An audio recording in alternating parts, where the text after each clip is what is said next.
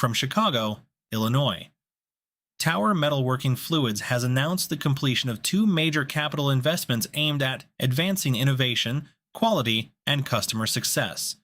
The company has completed construction of a new research and development center, along with an expanded quality control laboratory. Together, the new facilities represent a significant investment in the future of metalworking fluid technology. The expansion will allow Tower to accelerate product development, strengthen quality assurance, respond more quickly to evolving customer needs, and support the company's continued growth.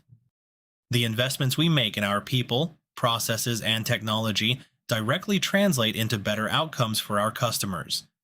Our new Research and Development Center and Quality Control Laboratory position us to innovate faster, strengthen quality, and deliver an even higher level of service. Quoted Scott Prince, Tower Metalworking Fluids, President and CEO.